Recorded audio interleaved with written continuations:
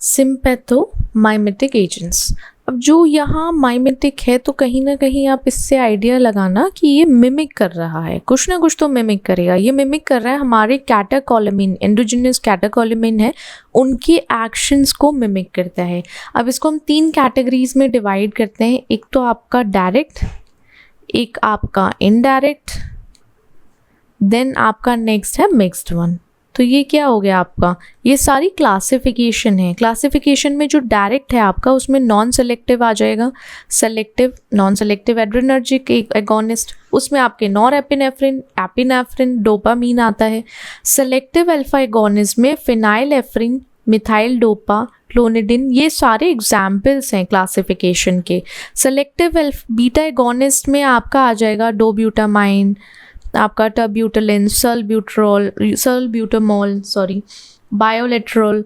तो ये सारे आपके सेलेक्टिव बीटा एगोनिस्ट हैं। फिर आपके इनडायरेक्ट एक्टिंग में आ जाएंगे, जैसे हाइड्रोक्सी एम्फिटामिन है, मिक्स्ड में आ जाएगा एफेड्रिन है। तो ये सारे क्या हो गया आपके सिम्पैथोमाइमेटिक एजेंट्स हैं, जो डायरेक्ट में, इनडायरेक्ट में, देन आपके मिक्स्ड एक्टिंग सिम्पैथोमाइमेटिक्स में।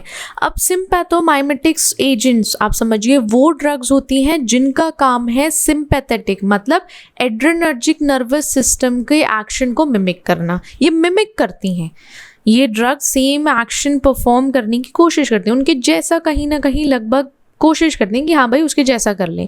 अब इसको मैकेनिज्म ऑफ एक्शन के बेसिस पर क्लासिफाई किया गया है कि जो हमारा एक्शन है एक्टिवेटिंग एड्रेनर्जिक रिसेप्टर में, उसके बेसिस पर इनको 3 कैटेगरीज में, या आप ऐसे समझिए इनको क्लासिफाई किया है। सबसे पहले जैसे हमारा डायरेक्ट एक्टिंग है, तो डायरेक्ट एक्टिंग वो एजेंट्स हैं जो डायरेक्ट जाके बाइंड करते हैं और आपके एड्रेनर्जिक रिसेप्टर को स्टिमुलेट करने का काम करते हैं।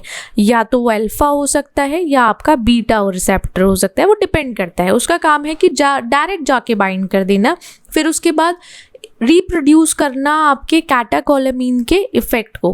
की पॉइंट्स ये हैं कि उनका एक्शन जो है वो रिसेप्टर मीडिएटेड है, कि रिसेप्टर आएगा ही आएगा, उसमें सेलेक्टिव हैं, बट आपके जो सेलेक्टिव है जैसे अल्फा है, बीटा रिसेप्टर, या दोनों हो सकते हैं, अल्फा और बीटा।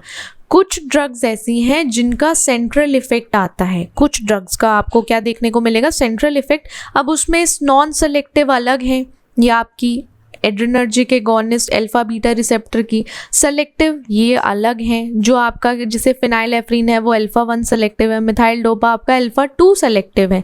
तो ऐसे डिफरेंस आ जाता है सेलेक्टिव।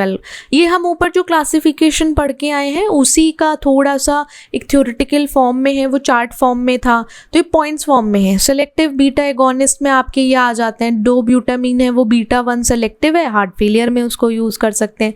अब ये आपको लग रहा होगा थ्योरी में, ये थ्योरी में इसीलिए है क्योंकि आप इजीली अंडरस्टैंड कर सको क्लासिफिकेशन को, किसके बेसिस पर, उसके रिसेप्टर सिलेक्शन के बेसिस पर, साथ ही साथ उसका इफेक्ट और यूज के बेसिस पर, जो यूजेस हैं या इफेक्ट है उसके बेसिस पर आप इसको समझ पाओ। अब इनडायरेक्ट एक्टिंग सिम्पैथोमाइमेटिक्स हैं, उनका मैकेनिज्म ये होता है कि वो डायरेक्टली, अब देखो डायरेक्ट जहाँ पे डायरेक्ट एक्टिंग हुआ तो वो डायरेक्ट उनके एड्रेनर्जिक रिसेप्टर को एक्टिवेट करने की कोशिश कर रहे थे, बट इनडायरेक्ट में ये होता है वो ड्रग डायरेक्टली एड्रेनर्जिक रिसेप्टर को नहीं एक्टिवेट कर सकती, इनके नाम से। देखो इसीलिए क्लासिफिकेशन याद करना ज़रूरी है। क्लासिफिकेशन जहाँ आपको याद हुई उसके बाद आपके लिए मैकेनिज्म ऑफ एक्शन बहुत इजी हो जाता है। वो इसलिए इजी हो जाता है, देखो इसने बोला यहाँ पे कि इनडायरेक्ट एक्टिंग सिम्पैथोमाइमेटिक्स है, तो उसका मैकेनिज्म है कि ड्रग हमारी डायरेक्टली नहीं काम कर रही है, डायरेक्टली उसको एक्टिवेट ही नहीं कर रही है, लेकिन क्या करती हैं वो रिलीज को प्रमोट करती हैं। साथ ही साथ जो आपके एंडोजिनस कैटेकोलेमिन है, जैसे आपके नॉरएपिनेफ्रिन है, डोपामीन, एपिनेफ्रिन, ये सारी चीज़ों को वो रिलीज करने में प्रमोट करती हैं। साथ ही साथ उनका रीअपटेक जो है उसको इनहिबिट कर देती हैं। फिर क्या होगा, अब उससे सिंपैथेटिक रिस्पॉन्स जो है वो बढ़ जाएगा। तो ये क्या है आपका, ये मैकेनिज्म ऑफ एक्शन है। अगर ड्रग डायरेक्टली एक्ट नहीं कर रही है तो कुछ अदर चीज़ तो कर रही है, वो अदर चीज़ या उसके बदले ये काम करती है रिलीज को प्रमोट करना, रीअपटेक को इनहिबिट कर देना। अब की पॉइंट्स कुछ ऐसे हैं जैसे कि आपका इफेक्ट जो है वो डिपेंड करता है कि आपका जो स्टोर्ड कैटेकोलेमाइन है या कैटेकोलेमाइन है तो वो कैसा है। तो उसका उस पर डिपेंड करेगा उसकी प्रेजेंस पे। देन ये इनडायरेक्टली है तो स्टिमुलेशन ज़्यादा हो जाएगा, तो इनडायरेक्टली ये इंक्रीज कर देती हैं एड्रेनर्जिक रिसेप्टर का स्टिमुलेशन। एग्जाम्पल में जैसे आपका हाइड्रोक्सी एम्फेटामिन है, तो इसका काम है नॉरएपिनेफ्रिन के रिलीज को इंड्यूस करना, जो कि प्यूपल डायलेशन में हम यूज करते हैं। सेम आपका सूडोएफिड्रिन है, प्रोपाइल हेक्सिड्रिन है, तो इनका सबका काम वही है, इनडायरेक्टली किस तरीके से एक्ट ऑन करना है।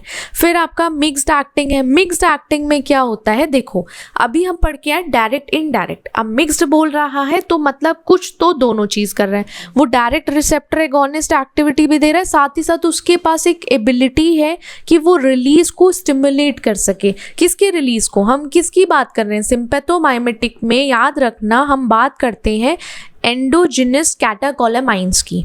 ऑलवेज रिमेंबर हम इसी की ही बात कर रहे हैं, राइट? इसको याद रखना।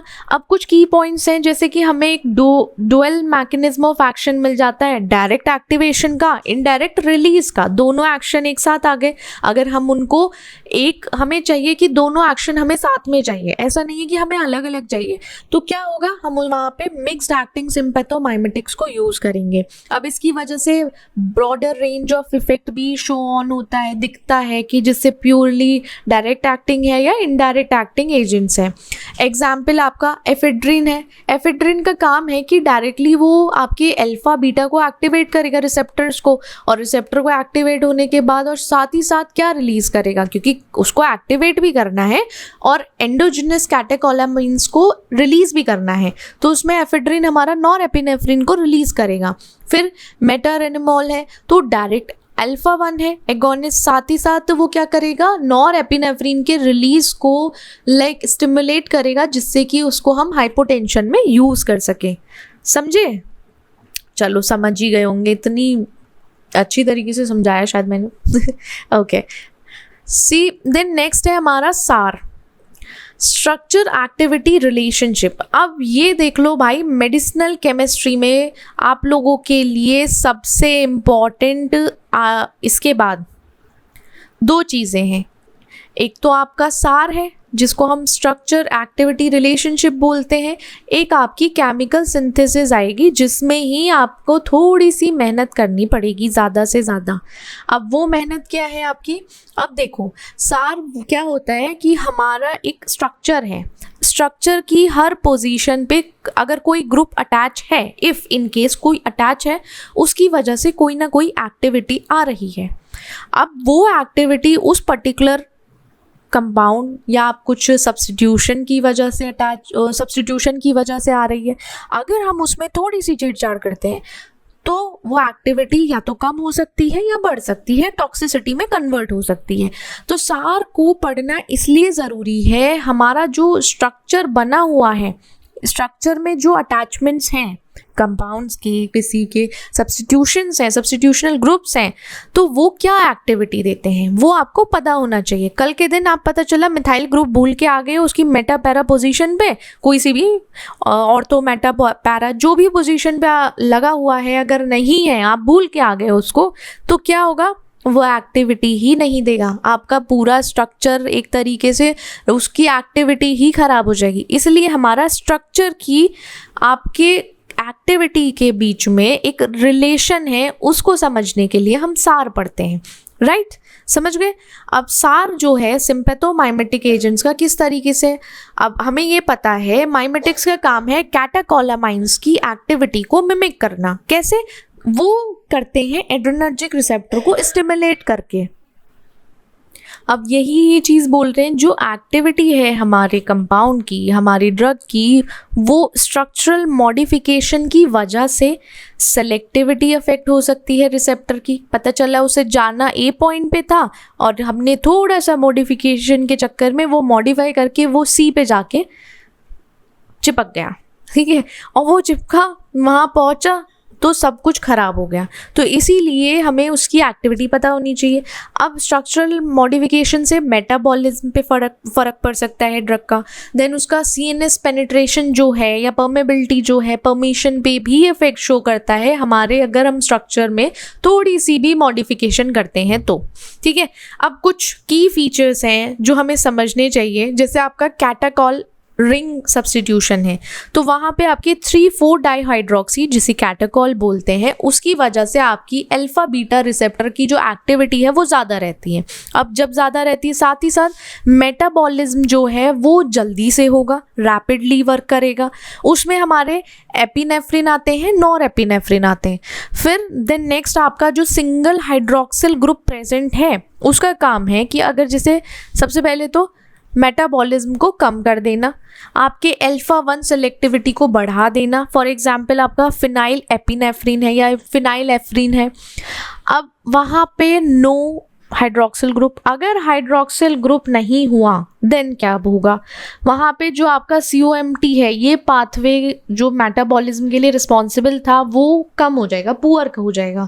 फिर उसके बाद CNS पेनिट्रेशन शायद बेटर हो सकता है, क्योंकि उन्होंने बोला था मेटाबॉलिज्म कम हो सकता है अगर हाइड्रोक्सिल ग्रुप हो, नहीं हो तो भी, मतलब इट्स क्वाइट कॉम्प्लिकेटेड थोड़ा सा है कि लगाओ तो परेशानी, नहीं लगाओ तो परेशानी। वही चीज़ है कि कुछ करो तो परेशानी और नहीं करो तो परेशानी, ये हमारे सब्स्टिट्यूशन की होती है।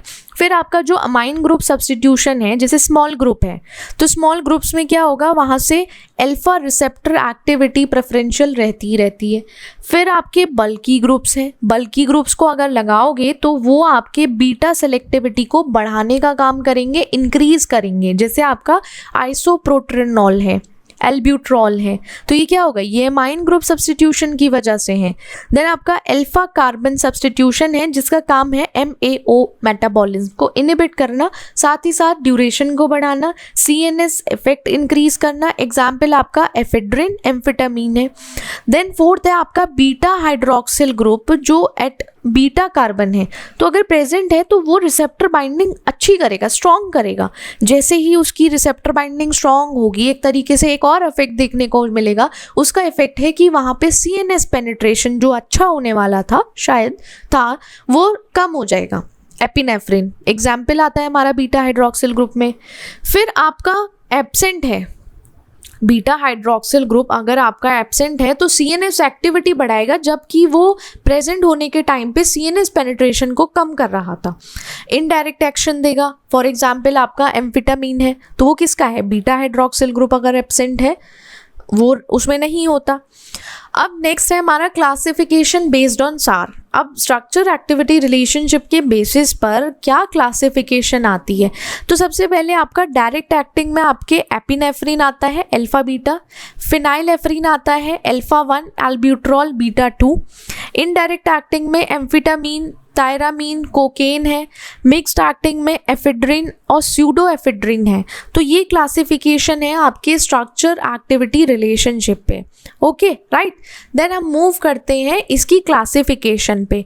अब एक चीज़ हम थोड़ा सा डिस्कशन करेंगे यहाँ पे आपको समझाने के लिए कि हम सारे कंपाउंड्स इसमें नहीं पढ़ेंगे। सारे कंपाउंड्स बोल दो आप या ड्रग्स बोल दो, जितने भी हैं हम यहाँ कवर नहीं करेंगे क्लास में।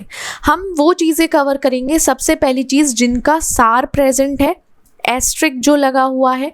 दूसरी चीज़ जिनके केमिकल सिंथेसिस हैं वो हम अपने इस लेक्चर इन वीडियोस में वो कवर करेंगे। ठीक है, आपके जो भी ऐसे कंपाउंड्स हैं या आपके ऐसी ड्रग्स हैं उनका क्या करेंगे, हम उनको नोट्स में ही रहने देंगे और वहाँ से आपको नोट्स से जाके इसको पढ़ना पड़ेगा। अब नोट्स से जब जाओगे, नोट्स आपको कहाँ मिलेंगे अपने, अगर ये नहीं पता आपको तो इसका मतलब आप ध्यान नहीं दे रहे हो। फर्स्ट होप ऐप से मिलेंगे, गूगल प्ले स्टोर ऐप पे जाओ, वहाँ से डाउनलोड करो। आपको क्या क्या मिलेगा, सबसे पहले तो आपको नोट्स मिल जाएंगे, देन आपको क्या मिलेगा, यूट्यूब की जितनी एक्सप्लेनेशन है वो प्रेजेंट है वो मिल जाएंगी, ठीक है। नोट से आपके सारे कंपाउंड्स कवर हो जाएंगे, उसमें केमिकल स्ट्रक्चर है, मैकेनिज्म ऑफ एक्शन है, फिजियोलॉजिकल इफेक्ट प्रेजेंट है, साथ ही साथ साइड इफेक्ट्स हैं, क्लिनिकल यूजेस हैं, पूरा डिटेलिंग हमने की है। तो डिटेलिंग आपको कहाँ मिलेगी? नोट्स में मिलेंगी। इट्स क्वाइट डिफिकल्ट कि हम एक साथ सारी चीज़ें कवर कर पाए।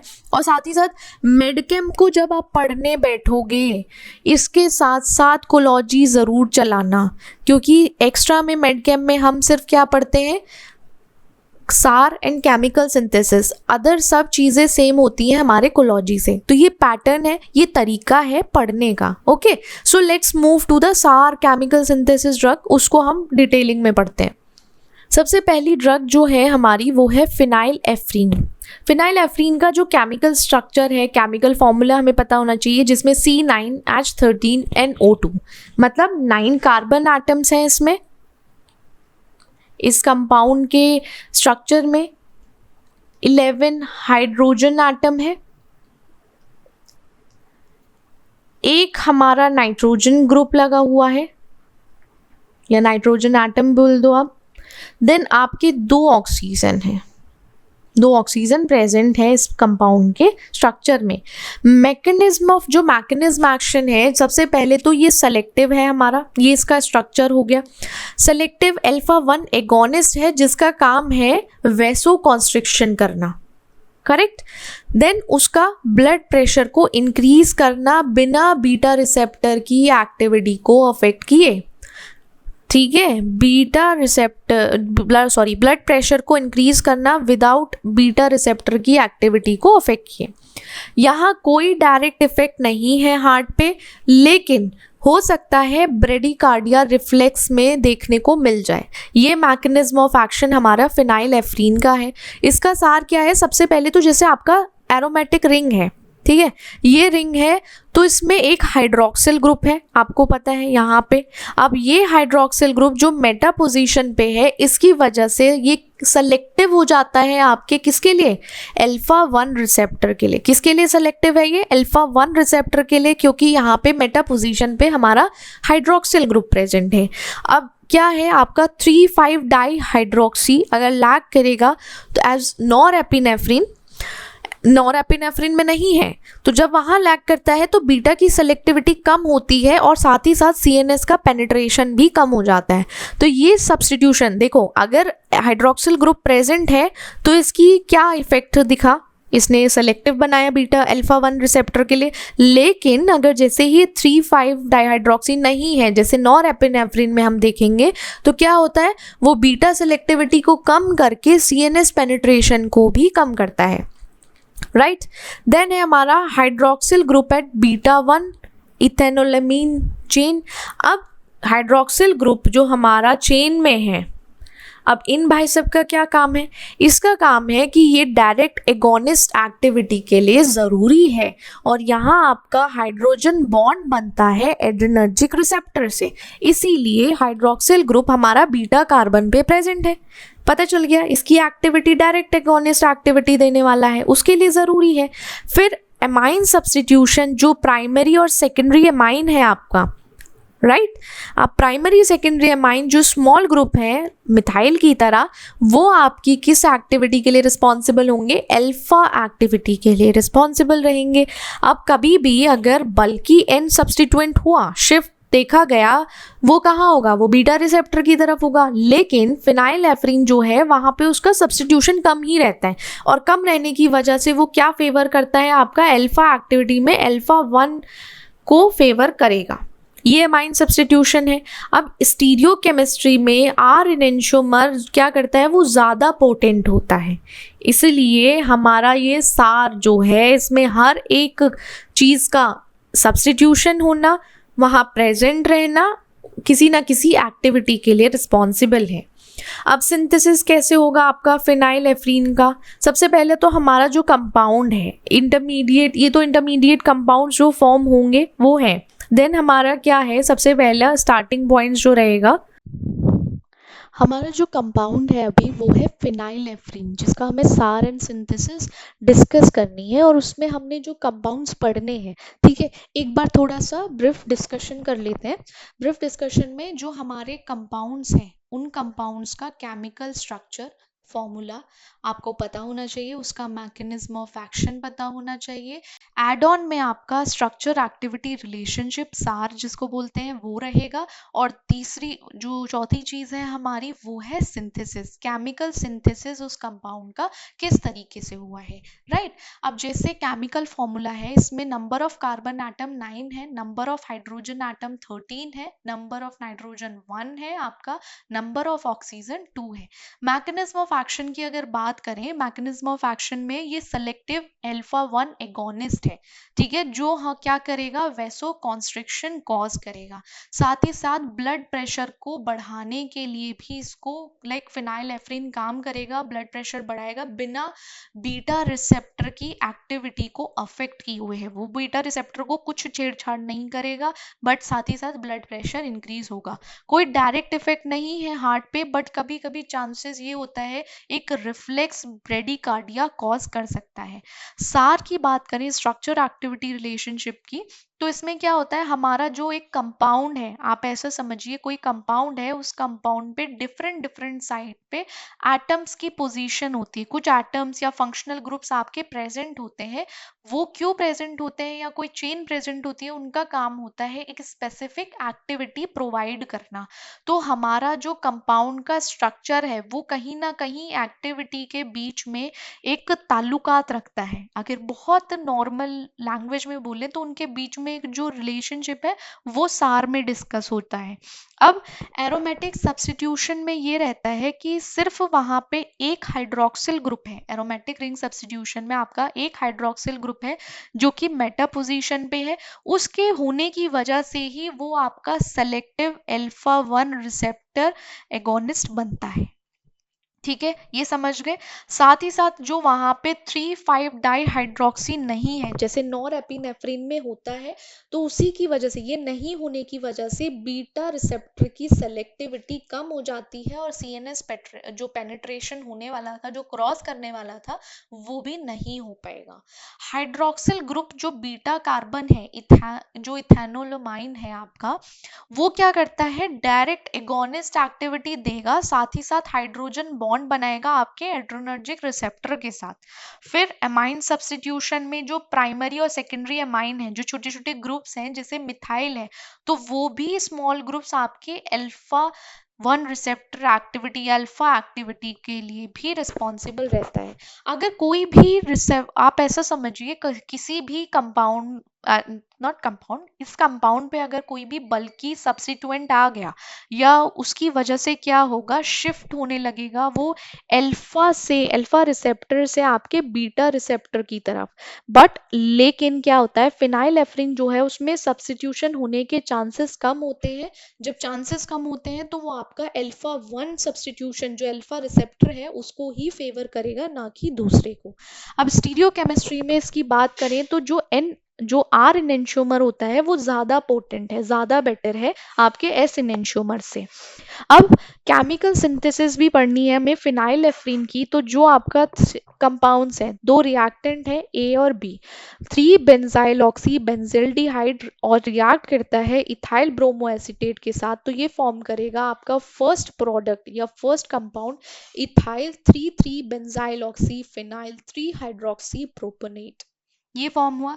फिर आपका ये HNO2 से रिएक्ट किया, देन इसने आपका सेकंड प्रोडक्ट फॉर्म किया as an intermediate isocyanate group के साथ। देन आपका रिएक्ट करने के बाद आपका थर्ड प्रोडक्ट फॉर्म हुआ एज एन इंटरमीडिएट, फिर रिएक्ट किया आपका, और ये आपका देन बनेगा 5,3 benzyl oxyphenyl 3 methyl oxazolidine 2 on, then further react with hydrogen to form phenylephrine, जो कि हमारा एक फाइनल प्रोडक्ट है, ठीक है। ये प्रॉपर सिंथेसिस है हमारी फिनाइलेफ्रीन की।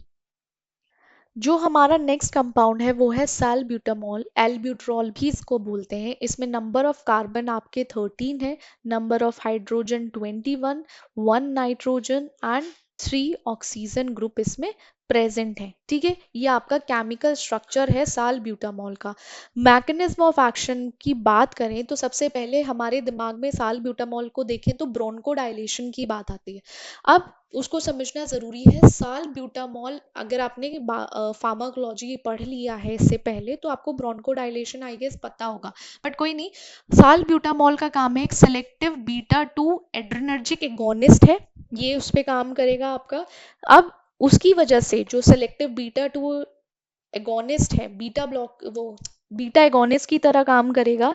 तो बीटा क्या करता है, ब्रोंको डायलेशन में हेल्प करेगा, साथ ही साथ वहां पे स्मूथ मसल रिलैक्सेशन देखने को मिलेगा। ये दो चीजें एज अ रिजल्ट करती हैं आपके सालब्यूटामॉल को यूज करने के बाद। बीटा एक्टिवेशन क्या करता है, ब्रोंकियल स्मूथ मसल को रिलैक्स करके ब्रोंको डायलेशन कराता है, इनिबिट करता है इन्फ्लामेटोरी मीडिएटर्स जो मास्ट सेल्स में रहते हैं उनको ना बंद कर देता है। जैसे ही वो बंद होते हैं एयरवे का इन्फ्लामेशन कम होना शुरू हो जाता है। जो इन्फ्लामेशन हुआ है, इन्फ्लेम हुआ है एयरवे, वो धीरे धीरे कम होना शुरू होगा। साथ ही साथ जो म्यूकोसिलियरी क्लियरेंस था वो बढ़ जाएगा और आपका जो म्यूकस एयरवे में फंसा हुआ था या रुक गया था वो क्लियर आउट हो जाएगा। तो ऐसे हेल्प करता है सालब्यूटामॉल। इनहेलर्स भी आते हैं, पंप आते हैं जिनको बहुत लोग यूज करते हैं। अब स्ट्रक्चर एक्टिविटी रिलेशनशिप में एरोमेटिक रिंग का सब्स्टिट्यूशन होता है, जहां पे आपके दो OH ग्रुप है थर्ड एंड फिफ्थ पोजीशन पे। रिसोर्सिनॉल टाइप है जो आपके सेलेक्टिवली बीटा एक्टिविटी देते हैं, साथ ही साथ वो COMT मेटाबॉलिज्म को प्रिवेंट करते हैं, रोक देते हैं। अब बीटा हाइड्रोक्सिल ग्रुप जो इथेनोलमाइन चेन में है वो डायरेक्ट इंट्रैक्शन के लिए जरूरी है, वो डायरेक्ट इंट्रैक्शन शो करता है आपके बीटा 2 रिसेप्टर से। एंड सब्स्टिट्यूशन अगर आपका बल्की हुआ, टी ब्यूटाइल ग्रुप नाइट्रोजन पे थोड़ा सा बल्की रहा तो वो क्या करेगा, बीटा 2 सेलेक्टिविटी उसके ऊपर क्या देने लगेगा, बीटा 1 सेलेक्टिविटी शो करने लगेगा। स्टीरियोकेमिस्ट्री समझना जरूरी है क्योंकि एज एन इनेंशियोमर यहाँ पे ज्यादा लाइक एक्टिविटी शो करेगा, साथ ही साथ ये रेसिमिक मिक्सचर में कमर्शियली यूज किया जाता है। रेजिस्टेंस है जो हमने COMT मेटाबॉलिज्म की बात की थी, जो ये COMT है कैटाकॉल ओ मिथाइल ट्रांसफरेज, ये लैक होना शुरू हो जाता है, मतलब बिल्कुल इसकी कमी होने लगती है, जिसकी वजह से जो इसका स्ट्रक्चर बनता है वो ज़्यादा बायो अवेलेबिलिटी शो करता है, मतलब ओरल बायो अवेलेबिलिटी शो करेगा। अब इसकी सिंथेसिस पढ़ते हैं सालब्यूटामॉल की। तो सबसे पहले जो होने वाला है ये हमारा एसिटाइलेशन स्टेप है। तो जो पहला कंपाउंड है हमारा 4 हाइड्रोक्सी 3 हाइड्रोक्सी मिथाइल बेंजेल्डिहाइड, ठीक है, ये क्या करेगा, आपका रिएक्ट करेगा ये रिएजेंट से एसिटिक एनहाइड्रेट और विद पिरिडिन, ठीक है, किसमें, हीट की प्रेजेंस में, अंडर हीट ये आपका करेगा फॉर्म। देन आपका सेकेंड कंपाउंड जो फॉर्म होने वाला है यहाँ पे वो है 4 फॉर्माइल 2,5 डाई एसिटॉक्सी बेंजाइल एसिटेट, ये आपका सेकेंड कंपाउंड या सेकेंड कंपाउंड फॉर्म हुआ और यहाँ पे मैनेज कंडेंसेशन देखने को मिला। ठीक है, कौन सा है, मैनेज कंडेंसेशन, जो कि आपका टी ब्यूटाइल आइसोसाइनाइड और एसिटिक एसिड के साथ है। ठीक है, ये आपका हो गया। फिर जो कंपाउंड नेक्स्ट हमारा फॉर्म हुआ है ये आपका इंटरमीडिएट कंपाउंड फॉर्म होगा। इंटरमीडिएट कंपाउंड में आपका अमाइड का सब्स्टिट्यूशन है। ठीक है, अमाइड का सब्स्टिट्यूशन आपको देखने को मिलेगा, साथ ही साथ लिथियम एल्यूमिनियम हाइड्राइड की प्रेजेंस में आपका सालब्यूटामॉल फॉर्म करेगा। ठीक है, ये एट द एंड हमारा फाइनल प्रोडक्ट फॉर्म होगा। ठीक है, ये फाइनल प्रोडक्ट फॉर्म हो गया। समझ गए आप केमिकल सिंथेसिस।